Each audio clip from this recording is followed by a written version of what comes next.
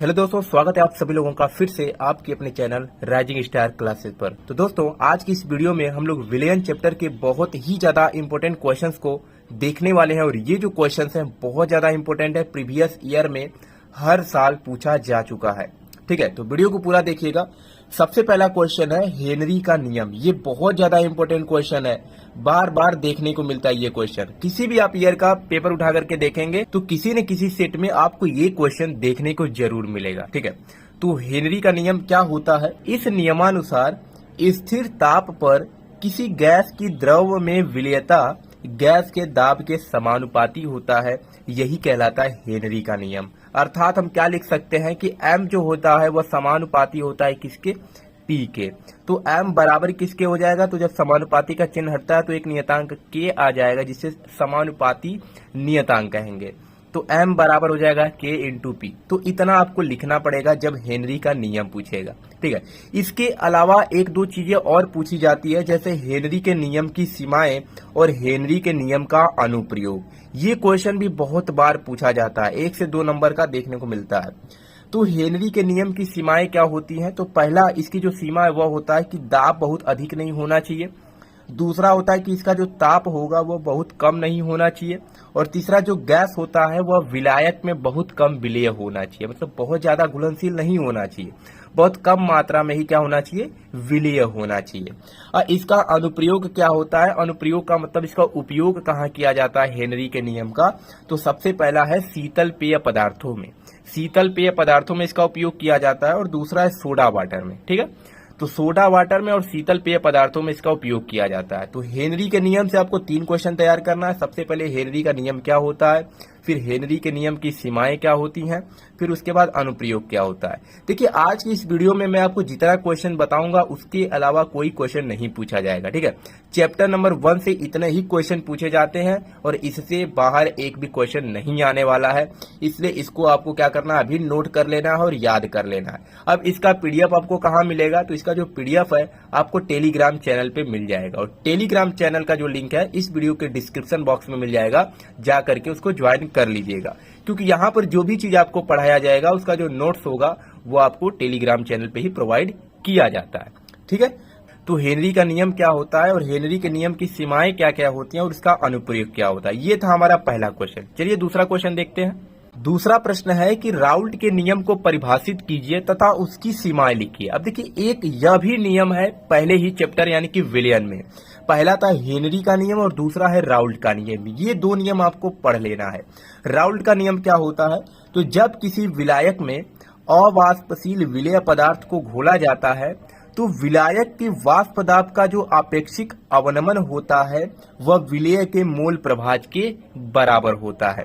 तो वाष्प दाब का अपेक्षिक अवनमन क्या होता है? P माइनस PS अपान P होता है और ये किसके बराबर होगा? तो विलेय के मोल प्रभाज के।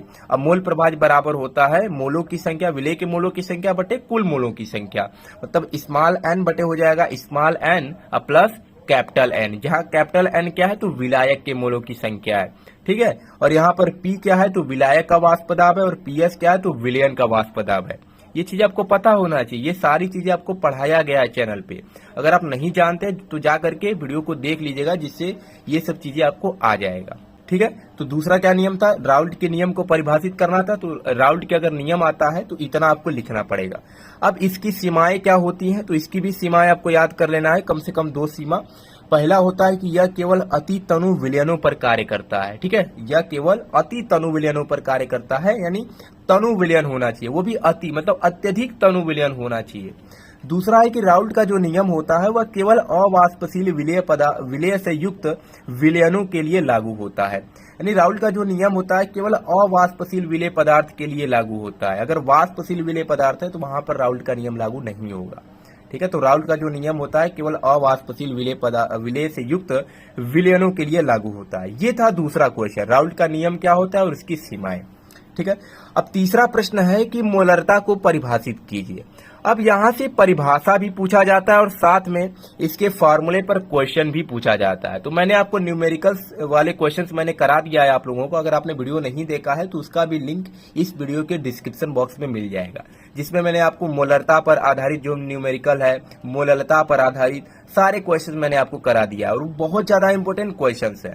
ठीक है, वैसे ही क्वेश्चन पेपर में आते हैं। तो मोलरता को परिभाषित कीजिए। तो मोलरता क्या होता है?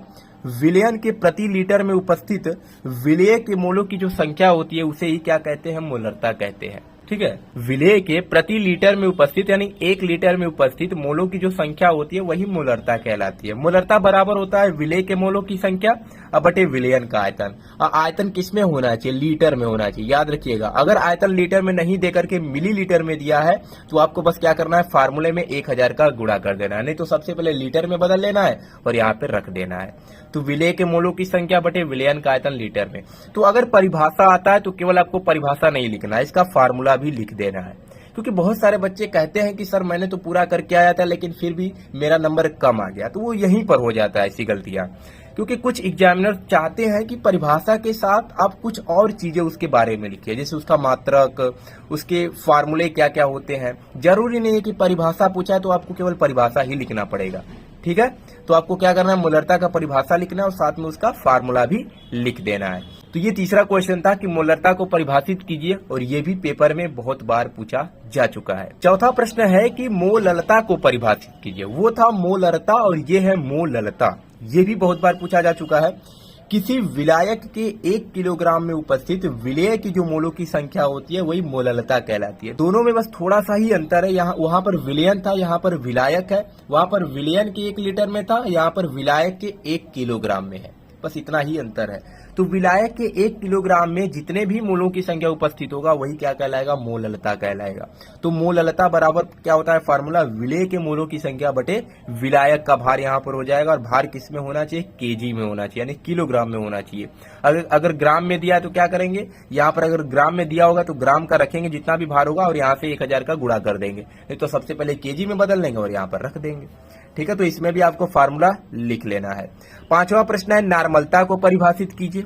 मोलरता, मोललता और नार्मलता, ये तीनों जो टॉपिक है इन पर क्वेश्चंस बनते हैं। परिभाषा भी पूछा जाता है और साथ में इस पर क्वेश्चंस यानी कि न्यूमेरिकल टाइप क्वेश्चन भी पूछा जाता है। ठीक है, तो नार्मलता क्या होता है? विलयन के प्रति लीटर में उपस्थित विलेय के ग्राम तुल्यांकों की जो संख्या होती है वह नार्मलता कहलाती है। मतलब इसमें क्या होगा? प्रति लीटर में उपस्थित जितने भी ग्राम तुल्यांक होंगे वही क्या कहलाएंगे? नार्मलता कहलाएंगे। और नार्मलता बराबर होता है विलेय के ग्राम तुल्यांकों की संख्या अब बटे होता है विलयन का आयतन। यहाँ भी आयतन किसमें होना चाहिए? लीटर में होना चाहिए। ठीक है, तो मोलरता, मोललता और नार्मलता, ये तीनों टॉपिक क्लियर होने चाहिए और साथ में इस पर न्यूमेरिकल्स का भी प्रैक्टिस आप लोग कर लीजिएगा क्योंकि पेपर में क्वेश्चन बनते हैं इस पर। तो पांचवा प्रश्न था नार्मलता को परिभाषित कीजिए। 6 नंबर प्रश्न है कि मोल प्रभाज से क्या समझते हैं, या मोल प्रभाज क्या है, या मोल प्रभाज को परिभाषित कीजिए। कैसे भी घुमा करके क्वेश्चन दे सकता है, लेकिन क्वेश्चन वही है कि मोल प्रभाज क्या है। तो किसी विलयन में किसी घटक का मोल प्रभाज उस घटक के मोलों की संख्या तथा विलयन में उपस्थित सभी घटकों के कुल मोलों की संख्या के अनुपात के बराबर होता है। तो मोल प्रभाज क्या होता है? किसी का भी अगर हम मोल प्रभाज निकालेंगे, चाहे विलेय का मोल प्रभाज निकालना हो चाहे विलायक का मोल प्रभाज निकालना हो, तो उसके मोलों की संख्या बटे कुल मोलों की संख्या। अगर हम विलेय का मोल प्रभाज निकालेंगे तो क्या होगा? फार्मूला विलेय के मोलों की संख्या बटे विलेय के मोलों की संख्या प्लस विलायक के मोलों की संख्या। तो यही क्या कहलाता है? मोल प्रभाज कहलाता है। तो वही दिया है कि अगर किसी विलयन में हम किसी घटक का मतलब विलेय हो सकता है, विलायक हो सकता है, तो अगर किसी घटक का मोल प्रभाज निकालना चाहते हैं तो वो क्या होगा? उस घटक के मोलों की संख्या तथा विलयन में उपस्थित सभी घटकों के कुल मोलों की संख्या के अनुपात के बराबर होता है। ठीक है, तो इसे ही क्या कहते हैं? मोल प्रभाज कहते हैं। चलिए देख लेते हैं इसका फार्मूला क्या होता है। तो इसका जो फार्मूला होता है, अगर हम किसी भी घटक का मोल प्रभाज निकालेंगे तो घटक के मोलों की संख्या बटे कुल मोलों की संख्या, ये इसका फार्मूला होता है। ठीक है, 7वां प्रश्न है कि वाष्प पदार्थ के आपेक्षिक अवनमन से आप क्या समझते हैं?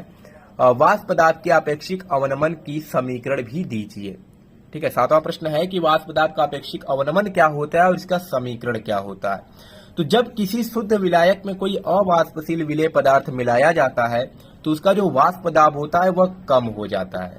यदि शुद्ध विलायक के वाष्प दाब को हम P मान लेते हैं तथा विलयन के वाष्प दाब को PS से हम प्रदर्शित कर देते हैं, तो P माइनस PS को क्या कहेंगे, वाष्प दाब का अवनमन कहेंगे, तथा P माइनस PS अपान P को क्या कहेंगे, तो वाष्प दाब का अपेक्षिक अवनमन कहेंगे।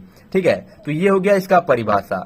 अब इसका समीकरण क्या होगा, तो वाष्प दाब का जो अपेक्षिक अवनमन होता है, भी मैंने आपको पीछे बताया कि वह मोल प्रभाज के बराबर होता है, जो कि राउल्ट का नियम कहा जाता है। तो P माइनस PS अपान P जो होगा वो बराबर हो जाएगा स्मॉल n अपान small n plus capital N। ये क्या है, मोल प्रभाज्य।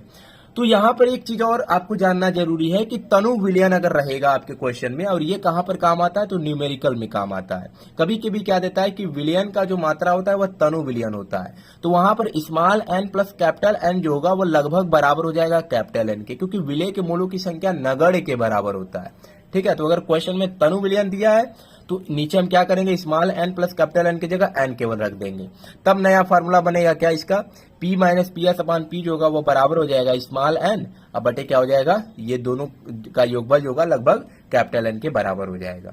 तो P माइनस PS अपान P बराबर हो गया स्मॉल n अपान कैपिटल N। यही क्या होता है, तो वाष्प दाब के अपेक्षिक अवनमन का समीकरण होता है। दोनों फार्मूला आपको पता होना चाहिए। तो परिभाषा भी लिखना है, साथ में समीकरण भी लिखना है। तो ये 7वां प्रश्न था। 8वां प्रश्न है कि क्वथनांक के उन्नयन से आप क्या समझते हैं और इसका मोललता से क्या संबंध है।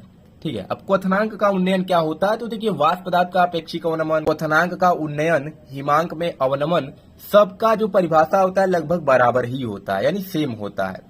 तो जब किसी शुद्ध विलायक में कोई अवाष्पशील विलेय पदार्थ मिलाया जाता है तो उसका जो क्वथनांक होता है वह बढ़ जाता है। उन्नयन का मतलब बढ़ना, बढ़ जाता है। इसी घटना को क्या कहते हैं, तो क्वथनांक का उन्नयन कहते हैं। ठीक है, इसे क्या करते हैं, डेल्टा टीवी से प्रदर्शित करते हैं। ठीक है, इसे डेल्टा टीवी से प्रदर्शित करते हैं। तो अगर हम मान लें कि शुद्ध विलायक का जो क्वथनांक है उसको T से प्रदर्शित कर देते हैं और विलयन के क्वथनांक को TS से प्रदर्शित कर देते हैं, तो डेल्टा टीबी बराबर क्या हो जाएगा, विलयन का क्वथनांक माइनस हो जाएगा विलायक का क्वथनांक। तो डेल्टा टीबी जो होगा वो बराबर होगा TS माइनस T के। ठीक है, तो ये पहला क्वेश्चन हो गया कि क्वथनांक के उन्नयन से हम क्या समझते हैं। और इन्होंने दूसरा क्वेश्चन इसमें पूछा था कि इसका मोललता से क्या संबंध है।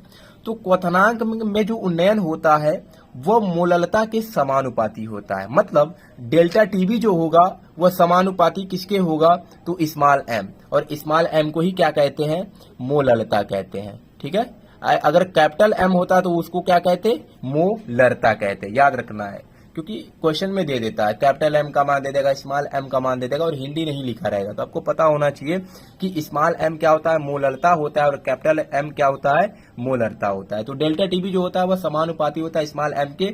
इस पर भी कभी कभी क्वेश्चन दे देता है, और ये जो फार्मूला होता है ये बहुत सारे बच्चों को नहीं पता होता है। ठीक है, तो ये याद रखिएगा। और डेल्टा टीबी बराबर एक और फार्मूला होता है 1000 गुणे केबी।